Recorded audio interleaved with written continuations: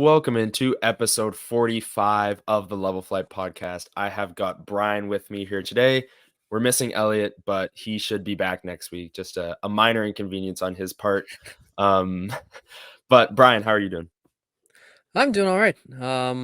Really starting to get back into the whether I want to or not the hockey mood because there's so much stuff coming out and so much to think about. And yeah, we got a lot planned for this episode. Yes, we do.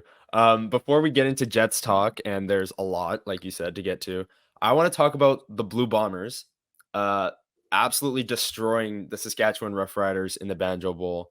And if you were in attendance, you may have seen Brian accepting the Bob Irving scholarship before the game.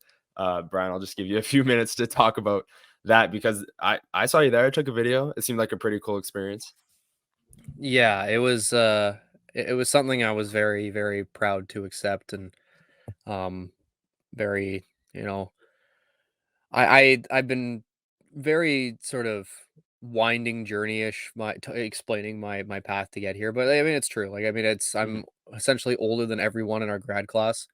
Because it took me a bit to find my way back into, this field, but, mhm. yeah, I applied about a month ago, and yeah, I got that call, and, accepting it on field at the Banjo Bowl from Mr. Irving himself, was quite the experience, and I'm very honored to have been, chosen, and for everyone who has actually, reached out and said, "Congratulations, thank you so much." It really means a lot to me. I really appreciate it. And Bob Irving is an absolute legend. Like Oh, especially absolutely. for us, the sports media landscape, the broadcasting, the all that stuff. I mean, he is just the epitome of what you're trying to be as a broadcaster, right? So Yeah, that I seemed got a like a chance really cool to experience. chat with him for about 10, 15 minutes beforehand too, as we were waiting for, the production team to get everything all set up Mhm. for us. And yeah, that was a great conversation. And yeah, it was quite the experience. And then it was followed up by one hell of a game. Yeah, that was one of the craziest games I've ever been to. I mean, 6 touchdowns in on 6 drives, and then they only punted on their last possession to end the game. It was Yeah. ridiculous, and it was like an absolute zoo. The fans were going nuts. The tailgate, I heard a lot of people talking about the tailgate before the game. Driving up to the game an hour before, it was packed up and down. I think that's Bison that you come down there. Um, just packed. Felt like I've been to NFL games before with the tailgate. And obviously NFL games there's like double the people, but that's what like the feeling was. Is like there was so many people. Everyone was cooking food, having adult beverages. Um, And waiting yeah, in it was line to meet Chris Strevler. and waiting in line. Yeah. And Chris Strevler, one of those people that was just, kicking back, having fun, having a laugh. But yeah, that was an incredible day, incredible win. It was perfect. It was Yeah. perfect. Um, let's get into the Jets. Yesterday, Adam Lowry was named the third captain in the since the Jets moved back. He's named the captain of the franchise. What were your initial thoughts? We kind of talked about it last week, how it was down to Lowry or Morrissey, and like either or wouldn't really shock us. But if you have any more thoughts, what were they? Yeah. Like my thoughts mainly stem from reaction to it. I Mm, really don't think naming a captain, especially a guy who's been here for so long, and yeah, he's not flashy. Yeah, he's a bottom six center, and like he's not going to go out there and be your offensive force. But what he is someone who we've seen is very active in the community, someone who's good in front of cameras to talk about things.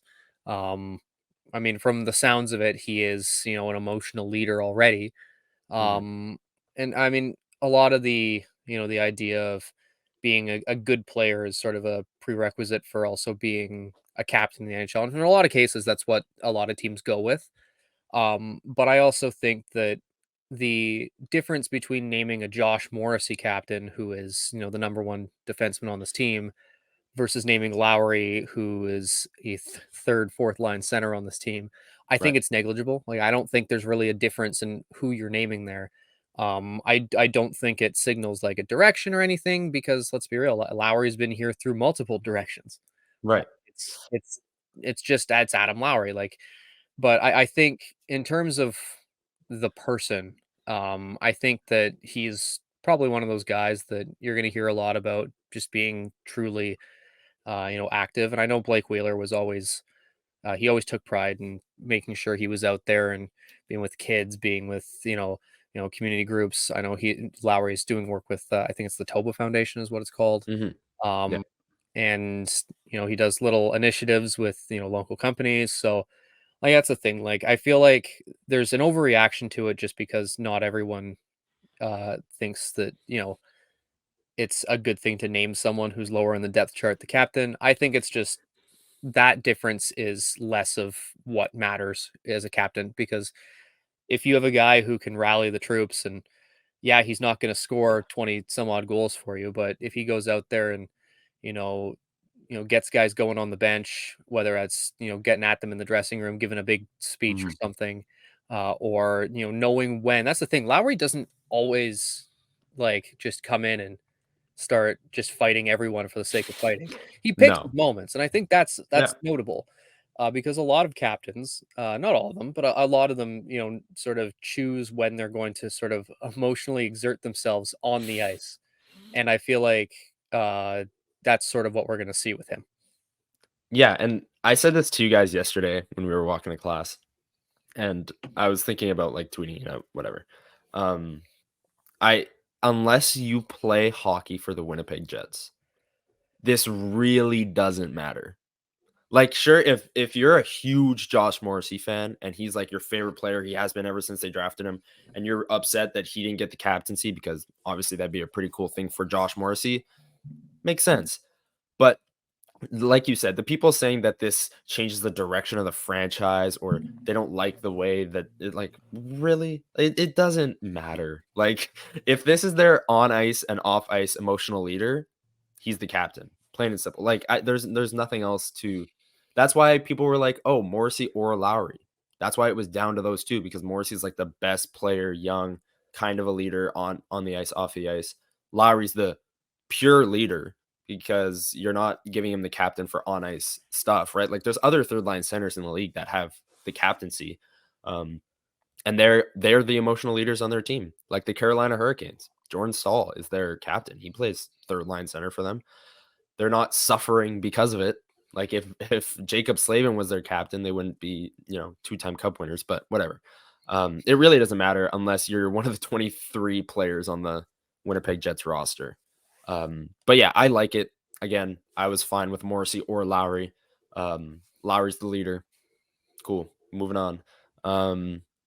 Do we think this changes his deployment? I saw some people on Twitter saying like, "Uh-oh, throw Lowry's name in that name in the hat for second line center now." I don't think so. I think this is just purely he's the captain now. He's been the third line center forever, and he will be for the next Yeah, 3 years minimum. that's the thing. Like, there's still two guys that are very clearly ahead of him in the depth chart, probably three, maybe even four. Probably 3. Yeah, Um, so I don't think the captaincy does anything aside from just put a C on his chest and yeah, make him the frontward facing guy. yeah. Um, like to be honest with you, I think deployment for him is more of the constant because Mhm. as you said, he's been third line center forever. Right. Yeah, so I don't think that changes at all. I agree with you there. Um, if you had to guess who the next captain would be, obviously Blake Wheeler had a pretty long shelf life as captain. Adam Lowry only has 3 years left on his contract. I'd be shocked if he only plays 3 years in Winnipeg, like 3 more years. Um, I Yeah. would Well, assume he's gonna get how old another would he be at the end of his contract? 33, I believe, because he's 30 now, 3 years left. So maybe another 2, 3 years.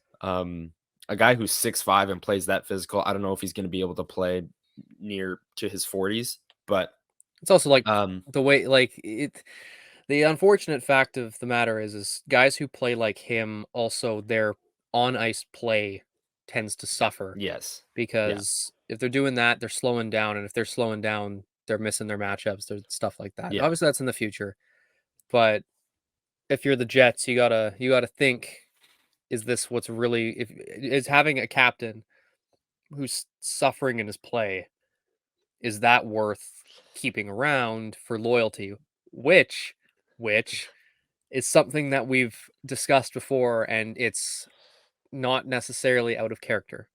Yes. Um, but to answer your question, Who's next next? captain, my heart leans Cole Perfetti. Really? There's a thing that Wow. with the way he carries himself, because also for the most part he looks like a child, but Right he now, speaks very well, and I he find that does. he carries himself very professionally. And he was one of those guys too that they drafted, and they were raving about his character, which also leads me Mm. to my next possibility, and that's probably someone that you're going to touch on. Is Rutger one of the that groove with either Rutger or or Kobe Colby. Barlow Yeah. or someone like that. And so I feel like, but I feel like in terms of him being just a little bit older than them, when the captaincy comes due, it wouldn't shock me to see Cole Perfetti with the C on his chest, just because he just seems like he takes everything very seriously without, I think, putting too much pressure on himself, but putting his team first. And I think that's when you heard him talk about when he got hurt, like you could Mhm. tell that his first thought was the team, the team, the team. Like it's Yeah. Yeah. so I honestly I think that's where I'd be leaning. You? That's interesting. I wasn't expecting you to say Perfetti. I think he is like a dark horse to be next because he'll be, yeah, like 24, 25 in the middle of his prime. They just drafted him, developing him. But I think it's Rutger. I think it's kind of a lock. Although, let me think about this. Let me workshop because Rutger will be what, 22? He's 19 right now. Yeah. Are they going to make Rutger captain at 22? But this is I don't also know. what like it's such a This is assuming hypothetical that Lowry's we gone in also 3 don't years. know what Yeah. Rutgers next several years look like as well. Yeah. I So mean, I think next year, starting next year, he's with the Jets because he will have done 2 years with Michigan. Maybe even at the end of this season, you see guys finish their college year and then join their teams late. If the Jets trade everyone away at the deadline, Rutgers going to be playing Jets games down the stretch. But, only thing is though, it anyways, wouldn't shock me to see Michigan make a run at the Frozen Four again, so that delays right, things. right, it does. But I think it's Rutger. I think he's holding it for Rutger. If Lowry is the captain for the next 5 years and Rutgers what 24, I think that's because ever since Rucker was drafted, I mean, the entire book on him was character, leadership, all this on off ice stuff, and the Jets know that. The Jets are aware of that, and everyone loves Rutger McGroarty. Like at development camp, everyone was taking photos with him, getting autographs. So I think that would be the right play for the community. I Do just you thought want of to say someone that actually might be a another dark horse. Mark Scheifele? We're gonna get to that. I want to lead into that, Okay. but Dylan Sandberg, Oh, okay. Yeah. He'll because be, yeah, 27, 28 ish. yeah, so you're Yeah. gonna see that, but it seems like they're starting to defer to him more in terms of being, one of their main guys on the defensive group. Yeah. So And we're I'd going to be talk curious about to the see. defensive group when we We preview are, training camp. Yeah. but I have some thoughts.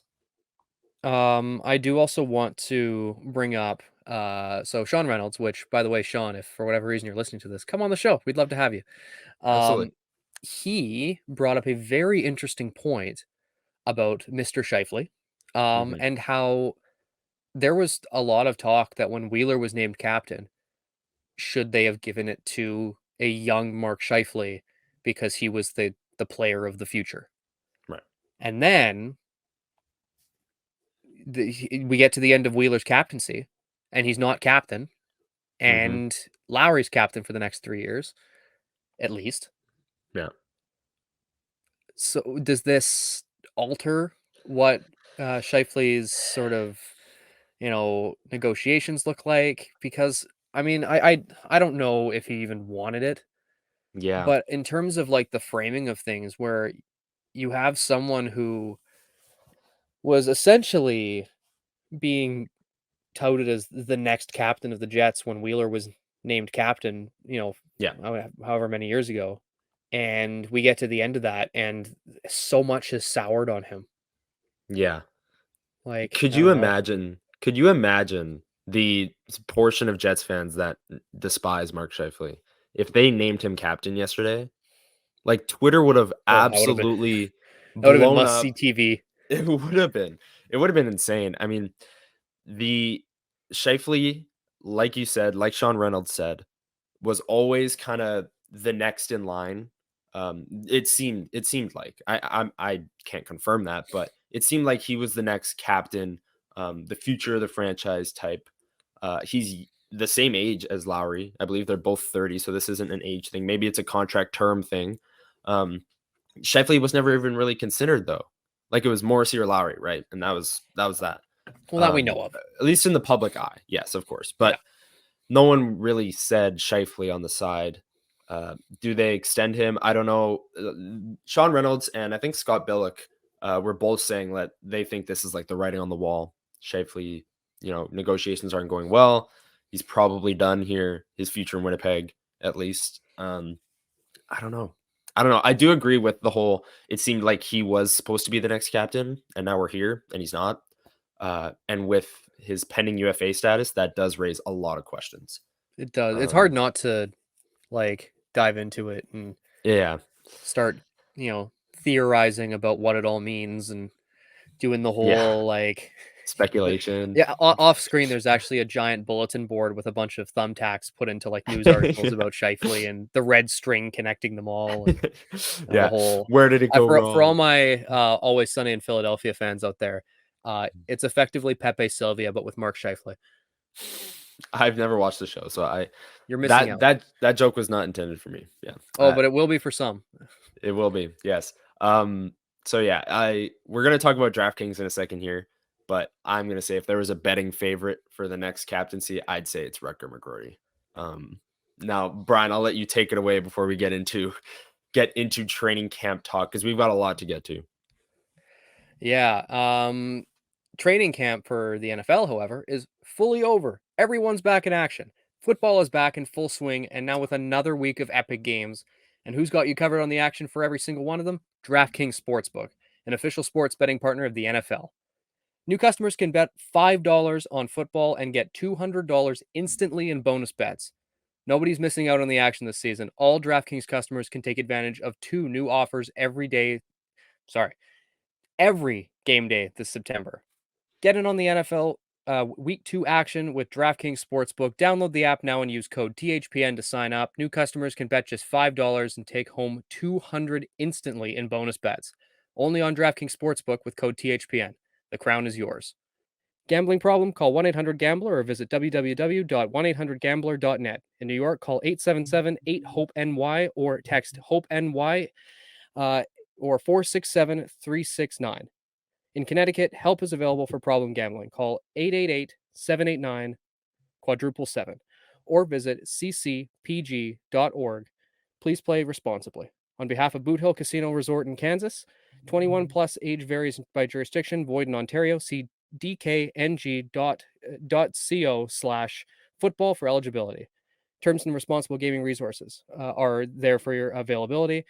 Bonus bets expire 7 days after issuance. Eligibility and deposit restrictions apply. And welcome back to episode 45. Thank you, DraftKings, for sponsoring this episode. Training camp starts next week. I can't wait. We finally are going to see some hockey players playing hockey. And there's a lot to look for. If you are going to any of these practices, if you are, the media is obviously going to be covering it, asking a lot of questions. There's going to be some interesting questions asked to, like we said, Mark Scheifele earlier, Connor Hellebuck with their pending UFA status. But there are actually on ice, like deployment things that I don't know, I would say are more important to watch for, at least on the ice. And arguably the biggest one is the second line center role. I mean, we talked about Cole Perfetti earlier, Gabriel Velarde. Some people say Vladislav Nemestikov, Adam Lowry with the C now. I mean, I don't know who's going to be the second line center. we talked last week a bit. You kind of made the case for Perfetti. Where do you think they should start at training camp? So day one of training camp, line combinations are out. Do you think they should put Perfetti and Velarde on separate lines, both at center, and see which one is better in that spot? Or do you think they should just Perfetti down the middle, Velarde on his wing? Let's see how it works. Rip the band-aid off, kind of thing. Velarde was on the wing most of last year for LA, right? And he moved down the middle, I believe, in the playoffs, and he was great. He was like good as a center as well. He was great both center and wing. I would say what you do is you start Perfetti like right off the bat, purely Hmm. because you'll be able to tell fairly quickly if he's ready for this move, or if you're a little bit concerned about if it's not necessarily the move for him. But I Hmm. think you start with that, and then I think you rotate Velarde somewhere in the top six. Like I Yeah. don't know if it's on the same line or maybe on some maybe it's you're up on the top line with him, but yeah, I think that the best thing to do for them would be to get Perfetti in that role quickly and see if in the first few, practices, the first few preseason games, you see that and you go, okay, he's comfortable. We're going to start the season with this. Or you see it and you go, something just doesn't seem right. Let's move Yeah. Gabe into the middle and see what happens. Yeah, I agree with you there. I wrote down here, I think Perfetti is like the high upside swing at center. Like if he fits at center and he meshes well, like your team is going to be better than if Velarde's at center. Um, and if it works, great. Then you have a second line center of the future. He's 21 years old or something, right? If not, like we said, Velarde has played center at the NHL level before, as late as last year, as early as last year. And if you need to make that change because Perfetti's not performing, I think it's an easier switch to move Velarde into the middle and throw him into the fire because he's done it before, rather than starting with Velarde and then just, oh, we need to play Perfetti in the middle. Oh my god, like that's just like that screams panic to me. Where if you Yeah. start with Perfetti, it's like you're actually trying something out, and Velarde's the safer option to come in. You talked about kind of the top six. I think the preseason games is where we'll get the first kind of look at it.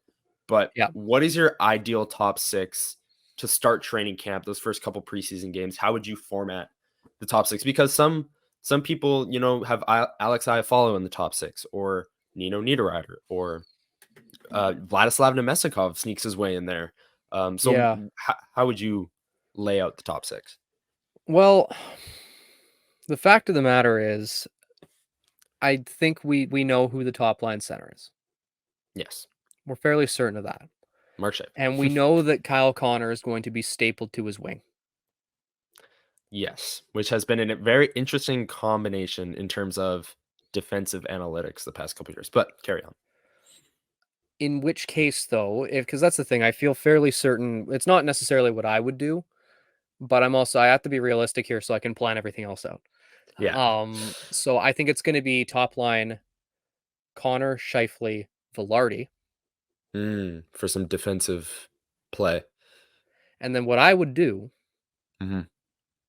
Nino, Perfetti, Ehlers. Okay, so I wrote down the same thing, but I flipped Velarde and Ehlers. So I I had don't Connor, want Scheifele, Ehlers Ehlers with top line. Scheifele and Connor. Yeah, I I mean, think Ehlers would perform better yeah, with someone who just has a better handle on, getting to the softer areas, being better, all around. Because when Ehlers has to become a defensive player that he isn't when he's playing with two guys that struggle defensively, the rest of his game suffers.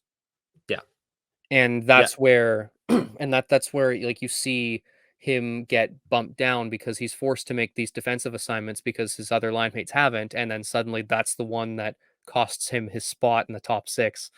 But I think if you put him with Nino, especially another thing too is if you put Nino with Perfetti, then suddenly it's a lot easier for Perfetti to slip into the assignments because Nino was very yeah, responsible, yeah, and I think that another good thing with that is too Perfetti is an incredible distributor, yeah. and then you've got two guys who are very different types of shooters.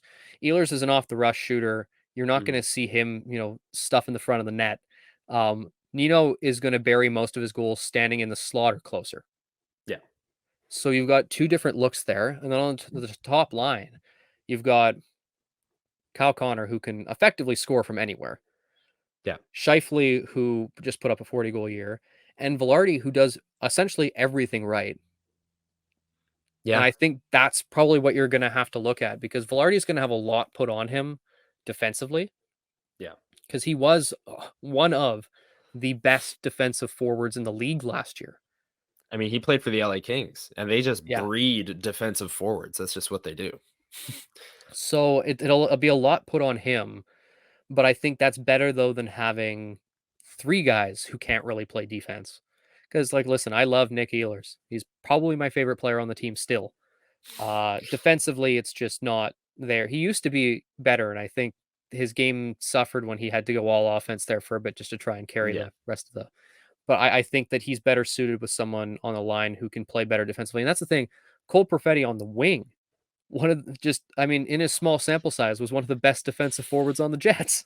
Exactly. So down the middle, So there might be something there. yeah, I think that's where you have to look, and I think you said that you just had the two wingers flipped on the right side. Yeah, but you made some really good points. I mean, I might want to just roll with yours, but I think Nino in the top 6 has to happen. I saw some people, yeah, Nemestikov, I follow. I think Nino provides an all-around game, a physical style that is kind of lacking in the top 6. I had Connor, Scheifele, Ehlers, Niederreiter, Perfetti, Velarde. Now, the Connor, Scheifele, Ehlers line, if deployed correctly, could be great. Like, get all the offensive zone starts, all the high leverage opportunities, and they're just offense. Like, that is what they're there for. Yeah, they're going to give up a ton behind them, but you pair that with Morrissey and DeMello, and you've got a 5-man unit that's like pumping out expected goals at a crazy rate. Bonus has done that in the past too. He, with his teams in Dallas, used to load up the top line, and then the he would go one line bottom 9, and everyone else would just defense shut it down. Now I think the Jets are too good in their bottom 9 or middle 6 to just like shut it down and just let the top line cook. But that's definitely an option. I think I side more with you on this one. I'm not gonna lie, with Velarde kind of balancing out Connor and Scheifele's defensive inefficiencies. Um, and then sliding Ehlers down. I think he'd work well with Perfetti and Nino. One last thing I want to say about Scheifele and Connor. Actually, I wrote a piece the other day looking at things to watch for this upcoming season, and Scheifele and Connor's shooting regression, both going opposite ways, is definitely something Yeah. to watch for. Kyle Connor's career shooting percentage is like 16%, somewhere in that range. He shot like 11 last year and only scored 32 goals only. For Kyle Connor, that's Well, only. he had that Um, stretch at the beginning of the year that we had that whole conversation about it of, right. is this an issue or not? And I was firmly on the side of it wasn't an issue. And then he came back and then ended up scoring over 30 goals. Yeah. He was going to be like, if he just performed at his season average, he would have scored 50. Yeah. Yeah. He was on fire the rest of the year. Mark Scheifele shot, I think, 20.5%, and his career number is somewhere in the 18 to 16 range or something. So he scored 42 goals, of course. There's a luck factor to it. Like, Kyle Connor could totally come out this year and shoot 11% again. But when he's done 15 or more percent for the last 4 years, and scored 40 goals and all this stuff, and then he dips down to 11%, that's going to bounce back up. Like, he's going to get back up to around the 40 goal mark. Scheifele, again, been around the 18% range, goes up to 20.5%. That's going to come back down. These are just things to watch for. Again, it's not set in stone. Shooting percentage is a luck based stat. Like, there's no skill to it. Like, I don't think anyone would say Mark Scheifele is a better sniper than Kyle Connor, but he has a Just how higher it career happened. shooting percentage. It's just luck, right? Yep. And Kyle Connor just shoots the puck more than anyone in the world. But that is something to watch for in the top 6 going into training camp, regular season, those first couple games. How is that shaking out? Is Kyle Connor still snake bitten? We touched on, the top 6 centers and the second line center specifically. The fourth line center battle, I think, is kind of going under the radar. I want to get your thoughts on this, but The other day on Twitter, someone was kind of messaging me saying how I thought Nemestikov was a lock to be on the third line with Lowry and Iafallo. And then they brought to my attention that I hadn't even thought of this, but it's a good point that Bonus loves playing Appleton with Lowry, and Lowry loves playing with Appleton. And Appleton was actually kind of sneaky good down the stretch last year. If they played Appleton, then Nemestikov is your fourth line center. And that's just a scenario that I haven't thought of like at all, is Nemestikov being 4C. But it's seeming that way. I mean, if Appleton starts training camp on Lowry's wing, maybe they run Nemestikov at fourth line center and he gets, like a minutes bump every time there's a penalty kill or defense's zone drop. This might be the best fourth line the Jets have had in years. So Nemestikov getting extra minutes on that quote unquote fourth line isn't that much of a bad thing. But between him, which kind of relies on Appleton being on the third line, David Gustafson, Rasmus Kapari, where do you think that fourth line center battle shakes out? It feels, and this sucks because I've loved him as a player ever since I started watching. It feels like this is the last shot for Gustafson to really break into the lineup because he's what, 24 now? The Gus Um, bus. Yeah, I think so. but by the just the sheer just nature of who they bring in, every single year they have too many centers that they value higher than him.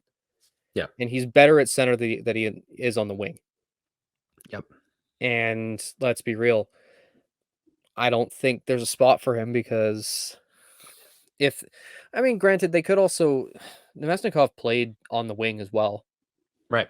So like they could defer to the wing and then it's just that extra like fourth line center role is just going to be between Kupari and Gus, and maybe they give it to the benefit of the doubt to David Gustafson because he's been there longer and they have more of a sample size of viewing him, and Right. Kupari struggled last year. So yeah, it's tough because I mean I'm not willing to initially say like yes they obviously liked Appleton with Lowry, but I don't know if you can reasonably look at the lines and say, oh, he should be above either an Iafallo or an Amesnikov, especially Yeah. because Bonus loves Vlad Domestikov That's the thing. That's what I'm hung up on because I'm like, is he really going to open as 4C on a Rick Bonus led team? Like, because I don't let's know. be entirely honest here. I don't think the door is closed yet on Bonus saying, oh, I'm starting Domestikov at 2C. Yeah. And Yeah. personally, I don't agree with that because No, I don't he either. played decently offensively down the stretch last year, but his career dictates that he is not an offensive player. He is a Yeah. defensive shutdown guy who is better suited in your bottom six. Um, but his pure, delight with how Nemesnikov plays makes me think that he will be on that third line and getting bigger minutes and in a shutdown role with Lowry. And I'm thinking Iafallo. And then you Yeah. run Appleton, Barron, and one of Kupari or Gustafson in the middle. Yeah. And then I think, yeah, if Nemestikov ends up as fourth line center somehow, maybe you move Kapari to the wing and your fourth line is Barron, Nemestikov, Kapari. I don't Yeah, know. There's a lot of options, but I lean more towards Nemestikov being on that third line with Lowry and Iafallo as a line that just shuts it down. Like that might be the best defensive third line the Jets have had in a long time. And that could really be valuable, especially for a Rick Bonus led team. He can lean on his captain in the defensive zone, right, to be trustworthy with his minutes. Uh, but yeah, it's definitely something to watch for, especially David Gustafson. The poor guy's just had too many injuries, and this it's the might be case it. for a lot of guys. Yeah. Let's move to the defense. We alluded to it earlier. I want to know if you think the defensive pairings will change at all, because we've seen Morrissey DeMello, Dylan Pionk, Sandberg Schmidt, especially that top four. We've seen that the last 2-3 years. Do you think the top four will change at all, or you think they're just going to roll with? I think Morrissey DeMello is pretty locked in, but Yeah. Dylan N- Pionk maybe. No, the issue that I have is that the the problem I have is Neil Pionk. Um, because regardless of who he's with, he tanks that Yeah. pairing. Because let's be clear, over the last couple years, when they've been together, Dylan and Schmidt have been outstanding together. But they Yeah. don't play together because that means then you staple Neil Pionk to Dylan Sandberg, and then suddenly Sandberg's in a world of hurt. I have statistics for Sandberg Pionk. They had a 35% expected goals share in 85 even strength minutes last year. Like, that is horrific. That is terrible. So But that can't everything be a else, though, pairing. because that's the thing. I think if I recall correctly, Sandberg Schmidt was decent. Like they broke Yes. even, I think. Sandberg Schmidt, um, this my take is basically what they need to do with the defense pairings is play Sandberg Schmidt as the second pairing. That's the only really upgrade they can do because Sandberg Schmidt in 325 minutes of even strength play, 60.5% expected goals percentage, 58% Corsi, outscored their opponents 14-9. Yeah, This is all money puck. Um, they were great in their third line and in third pairing, like kind of sheltered role, I guess. But if they can replicate, get to even 55% expected goal share as the second pairing, that you're is a better huge off. upgrade. Yeah, a huge upgrade. And maybe Pionk will benefit from sheltered minutes, right? I mean, Maybe getting his probably that's the confidence thing. back a Like, bit. if you're not playing against the rest of the team's best, Yeah. then suddenly you can just go back to what you are comfortable with, and that's moving the puck and not turning it over. And last year it was Morrissey, DeMello that were the offensive, like they Morrissey especially obviously had the crazy impressive offensive season, and DeMello was kind of the stay at home to keep him in check kind of thing. But Yeah, Dylan Pionk, if I recall correctly, was kind of leaned on as the defensive pairing. Like yeah, if there's an which offensive is zone, frightening. if there's an offensive zone draw after an icing and all three defensive pairings were good to go, like Morrissey and DeMello would be over the boards. Like they're the offensive, they're getting that opportunity. And Dylan Pionk were I haven't checked the defensive zone start stats, so I could be totally wrong. That's just what I remember that they were kind of leaned on in that role, and I don't think that's the right role for Neil Pionk. I've got a hot take here. Someone with the first or last name Dylan will be on all three pairings. I love it. There's too many Dylans. I Too many can't Dylans. keep track. Yeah. No, but I think Dylan Sandberg and Nate Schmidt should be the second pairing. That's Yeah, that's I think the only upgrade they can really make, because if you shuffle, there's the bottom four there with Dylan Pionk, Sandberg Schmidt. If you shuffle either name either way, one of the pairings is getting tanked. yeah, And somehow Brendan Dillon has actually posted pretty good numbers with Neil Pionk. And I think that line could really benefit from sheltered minutes. yeah. So if Sandberg takes another step forward next year, Nate Schmidt was great last year. He had a bounce back year. I think they can handle second pairing minutes, second pairing matchups. And they proved it last year with the stats I mentioned. They're incredible in their So third pairing. same pairings, different deployment is the easiest way to put that. Yes. Yes, absolutely. I think that's what they should do. Do I think they do it? Absolutely not. I think they are going to roll with the exact same pairings from last year in the exact same deployment. Um, I Yeah. I don't know what it would take for Dylan Samrick to move up the lineup over a Brendan Dillon because he played great last year. What I'm scared of is the continued rotation of Logan Stanley and Dylan Sandberg, because that was a thing last year. Yeah, Stanley, when he was healthy, because he was hurt quite a bit, but when he was healthy, they rotated him in a fair bit. I'm not as concerned because if that was going to be the case, because I'm sure they run it through, you know, the coaching staff and everything.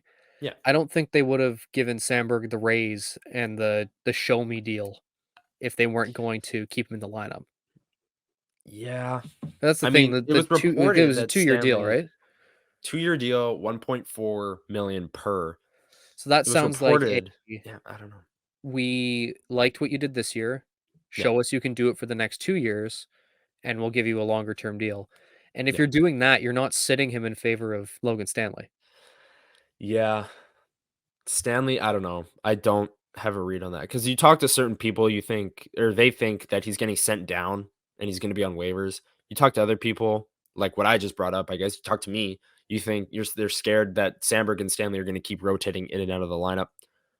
I don't really know because they're going to lose someone to waivers. I think they've accepted that at this point. Uh, and then there's the whole thing that Logan Stanley might go unclaimed. I don't buy that. I think someone would take a shot on him. But they're going to lose someone.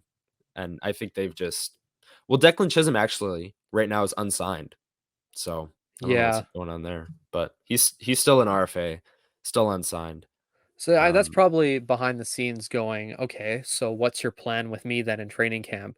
Because if right. he's essentially being told that you're not getting that shot at staying up, then why would he sign? Yeah. Yeah, no, it's valid from Declan Chisholm's point of view because AHL All-Star last year has put in the time in the farm system and has impressed. He deserves some NHL minutes or a shot to make the roster at least, right? But all 6 of those spots seem pretty sewn up. Yep. I do want to ask, who is your dark horse to make an impression at training camp? This doesn't have to be like a breakout pick, but just someone you think not enough people are talking about.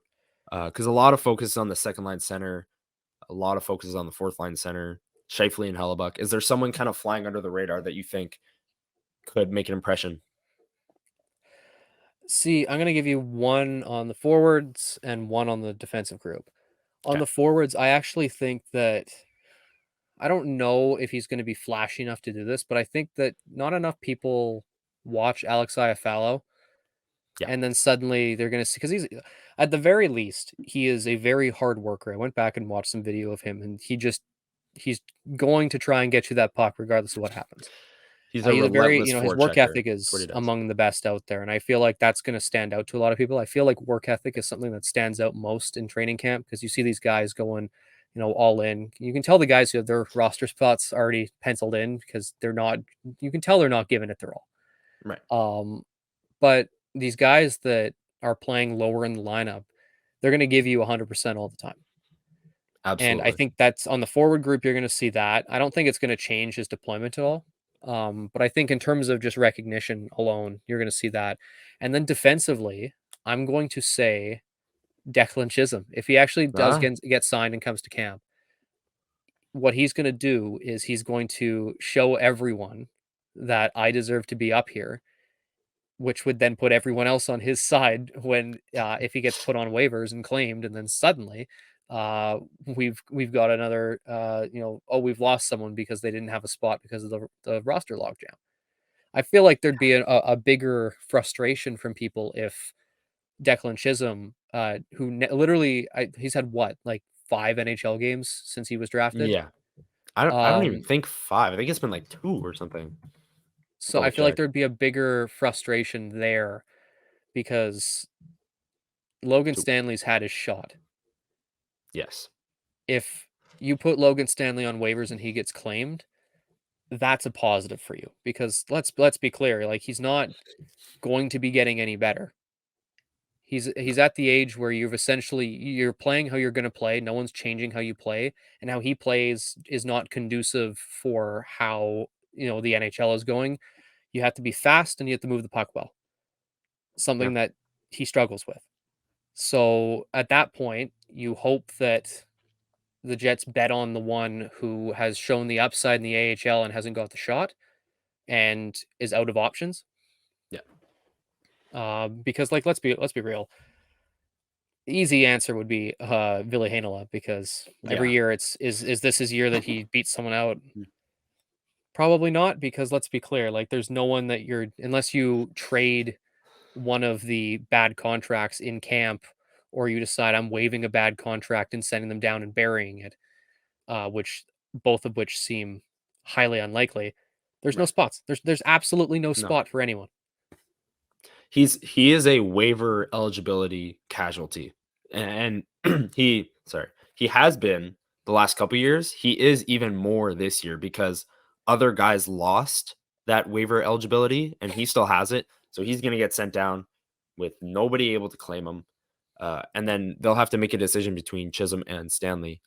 But my dark horse, who's the What dorkiest you call player at me? camp. Yeah, who's the dorkiest player at camp? No, my dark horse, and this is someone, obviously it's not a breakout pick. I just don't think enough people are talking about him. And because of the injury issues last season, a lot of people have soured on this player. But I think he's going to make some very flashy plays that remind people that he's one of the most dynamic wingers on this team, and that's Nikolai Ehlers. I think a lot of people, a certain section of Jets fans, have given up on Ehlers. He's too injury prone, he's too soft, et cetera, et cetera. He's going to make some plays at training camp where the crowd is oohing and awing. Because that's just who he is. He's the most dynamic winger on this player on this team. Screw winger, center, forward. He's the most dynamic player on this team when he's on. And I think he's going to have a great camp. He's 27. He's in the middle of his prime. And I think he's going to be fully healthy finally after a full offseason. Remember, he came back for that one playoff game. But I think he's ready. He's dynamic. He's going to make some crazy plays. And it's going to be fun to watch. And then people are going to remember, oh, right, this guy's super dynamic. And yeah, he was hurt last year, but when he's in the lineup, he's like an amazing hockey player. Obviously, it's not a breakout pick. Everyone knows that No. Nikolai Ehlers is good at hockey. This isn't like, oh, he's going to come out of nowhere. I just think he's going to remind people who he is. Looking ahead to this season, I don't know if you watched the Rick Bowness interview with Sarah Orlesky on the Jets Twitter. But basically, Bowness in that one alluded to how it might be, it's the second year in this system for a lot of these players, right? They're bringing back mainly the same team, but the LA Kings players that they're bringing back, it's their first year in a bonus system. And he said, they're going to have to spend a little bit more time getting them up to speed in training camp, getting to know the system. Do you think we could see a slow start from a Velarde or an Iafallo as they learn the new system? This is like they have training camp and preseason, obviously, but into the regular season, you think that could bleed into the regular season, maybe? I feel like if it's going to with anyone, it's Iafallo because he's played in the same system for the last while. True. Velarde's younger, and I feel like younger players are more easily adapted into a different system just because, especially Yeah. with Velarde, is how he plays his game. It's all about defense to offense and just being structured, and Mhm. everyone plays defense is kind of the thing that Bonus was preaching last year, and Yeah. I feel like he'll fit in easier. But I feel like an Iafallo who's played in the same system for the last 5-6 years, because he made his debut with the Kings a little bit later.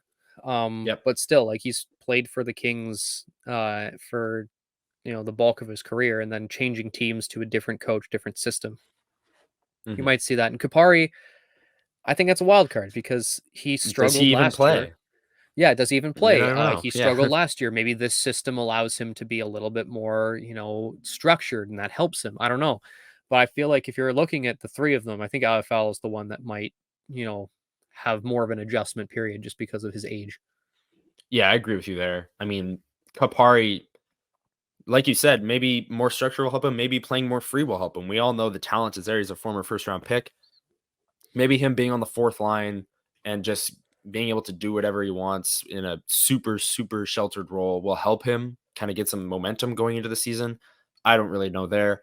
Velarde is interesting because he's played with a lot. He's played with Iafallo a ton in LA. Like they played together on the same line a ton.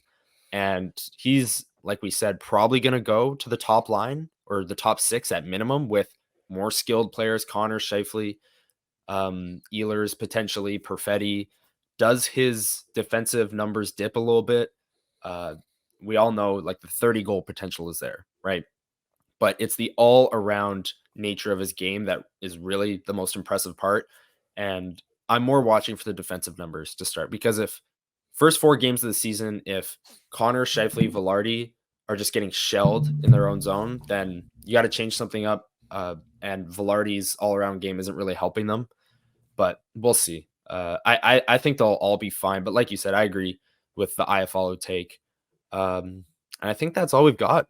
I mean, I was going to ask about the Young Stars tournament because that starts Friday against who do they play? It's either Edmonton, Calgary, or Vancouver. I don't know. One of the Yeah. three teams they play 6 o'clock Friday. then they play Sunday, then they play Monday, and then I believe training camp starts on the Tuesday, the 19th. Yeah.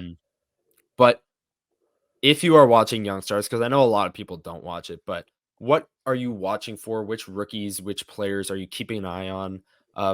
We said before that we're both probably going to say Chaz Lucius for this question. Just basically, Yes. is he healthy? Is he healthy? How does he look, especially after lighting up the WHL for 6 games last year? But who else besides Lucius? Because Lucius is the obvious is he healthy answer. Brad Lambert. Brad Lambert. I want to see how.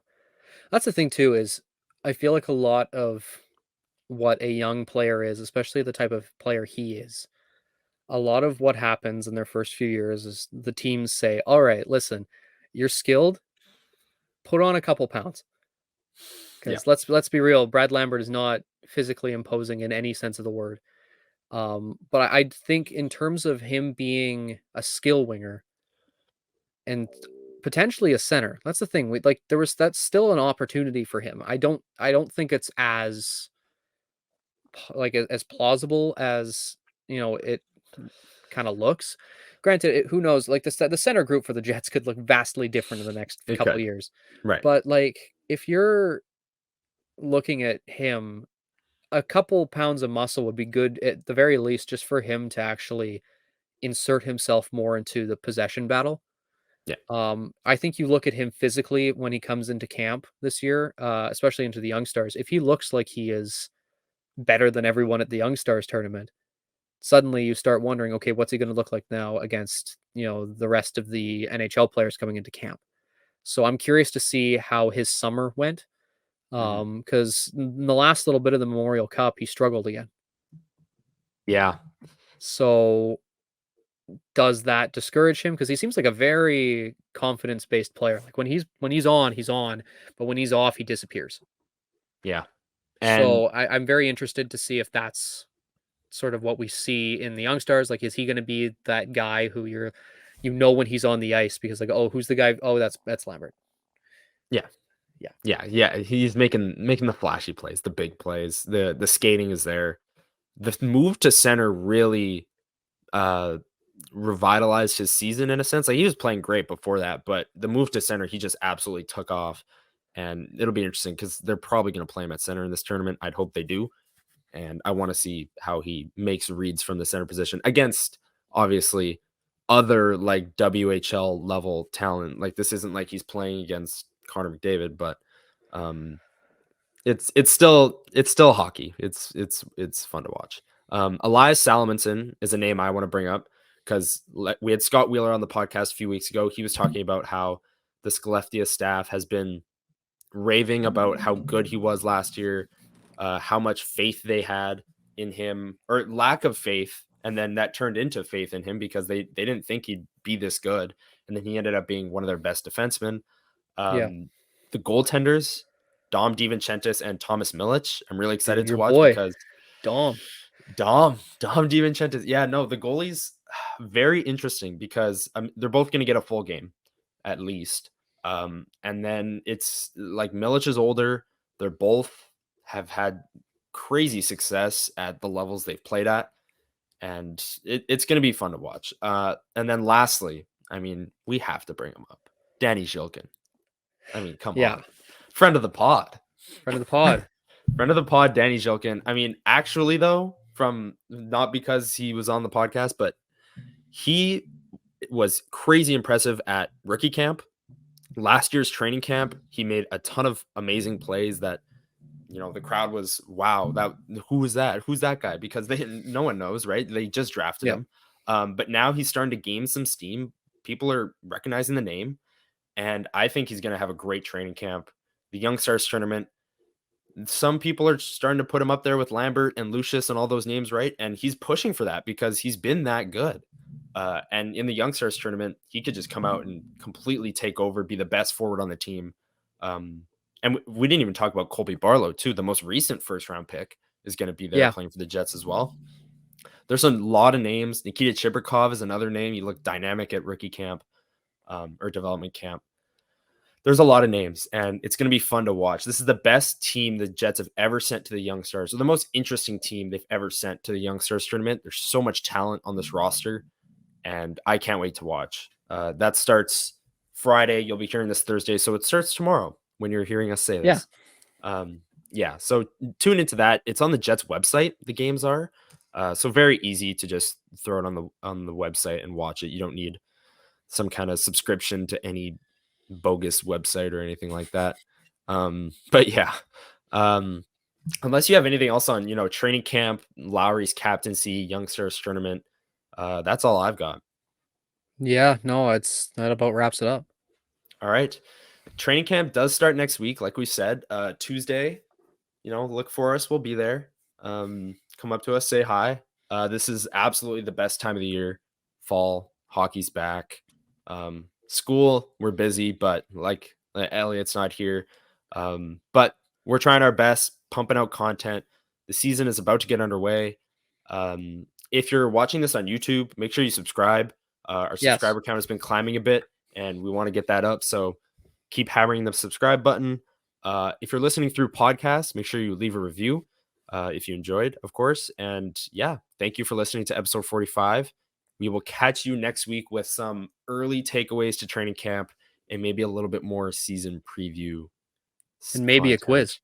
And maybe a quiz, right? I do have a quiz ready, but I'm waiting for both of them to be here. So next week, if all three of the guys are here, we're running the quiz. But yeah, thank you for listening, and we will catch you next week. See ya.